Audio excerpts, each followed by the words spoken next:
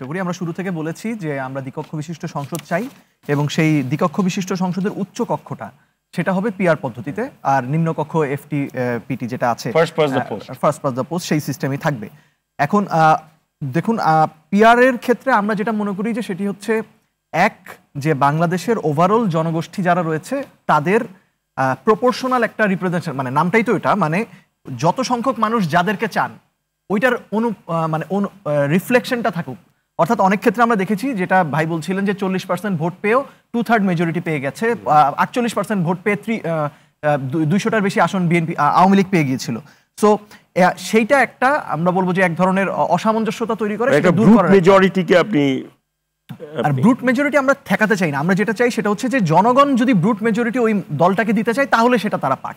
এখন সেক্ষেত্রে আমরা আসলে কেন শুরুতেই নিম্নকক্ষে যেতে চাইনি সেটা হচ্ছে ধরুন বিশ্বে যদি আইডিয়ালি দেখি অধিকাংশ দেশ এখন কোনো না কোনো রকমের পিআর সিস্টেমের দিকে যাচ্ছে।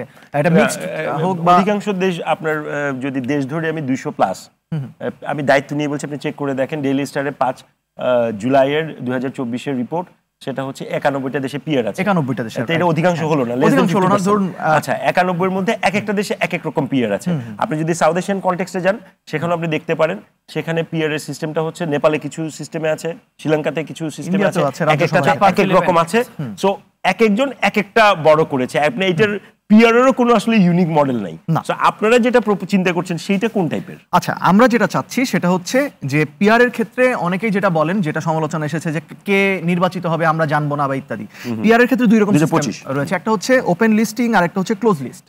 আমরা বলছি ওপেন লিস্টের কথা। এর বাইরেও আপনার সিঙ্গেল ট্রান্সফারেবল সিস্টেম রয়েছে, এসটিভি বা MMP mixed member proportional representation, এরকম একটা সিস্টেমও রয়েছে যেখানে এই ওপেন লিস্ট এবং ফার্স্ট পাস দ্য পোস্টের মিক্সড একটা সিস্টেম অনেক দেশ ফলো করে।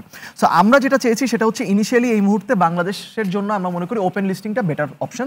সেক্ষেত্রে প্রত্যেকটা দল তারা ঘোষণা করবে যে তাদের এক থেকে ধরুন 100টা আসন রয়েছে উচ্চকক্ষে, 1 থেকে 100তম প্রার্থী কারা, এবং ওই পিআর এর ভিত্তিতে তারা যতগুলো আসন পাবে সেই ধরা যাক একটা দল 40% ভোট পেয়েছে, তাদের উচ্চকক্ষে আসন হচ্ছে 40টা, তাহলে সিরিয়ালে 1 থেকে 40তম ব্যক্তি যারা রয়েছেন তারা আপার হাউসে তাদের প্রতিনিধিত্ব করবেন। এটা হচ্ছে আমাদের এখনকার প্রপোজাল। ধন্যবাদ। আর কোনো রিস্ক ফ্যাক্টর আছে?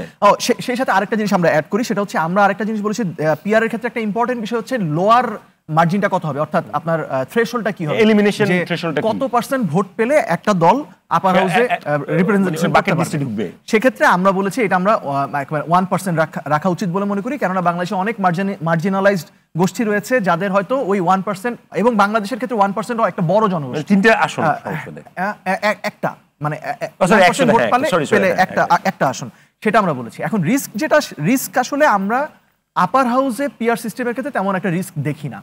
কেন দেখি না, তার কারণ হচ্ছে আপার হাউসের পাওয়ারটা কি সেটার উপর ডিপেন্ড করছে রিস্ক। সো আমাদের এখন পর্যন্ত যতটুকু আলোচনায় এসেছে সেটা হচ্ছে নিম্নকক্ষ আইন পাস করতে পারবে, বিল পাস করতে পারবে, সেই বিলটা আপার হাউসে যাওয়ার পর আপার হাউস যদি সেটাকে অ্যাকসেপ্ট না করে, যদি এখানে মেজরিটি না পায়, তাহলে এটা আবার নিম্নকক্ষে ফেরত যাবে। এটা একটা নির্দিষ্ট গ্রেস পিরিয়ড, চেক এন্ড ব্যালেন্সের কথা। সেই গ্রেস পিরিয়ডের মধ্যে নিম্নকক্ষ এটা বিবেচনা করে যদি এরপরও আপার হাউস যদি না মানে তারপরেও এটা পাস হয়ে যাবে। কিন্তু যেই জায়গায় আপার হাউসকে আমরা ক্ষমতা দেওয়ার পক্ষপাতী, যেটা আমরা মনে করি আমাদের চেক এন্ড ব্যালেন্সের জন্য খুবই ইম্পর্টেন্ট, সেটা হচ্ছে সংবিধান সংস্কার করার প্রশ্নে।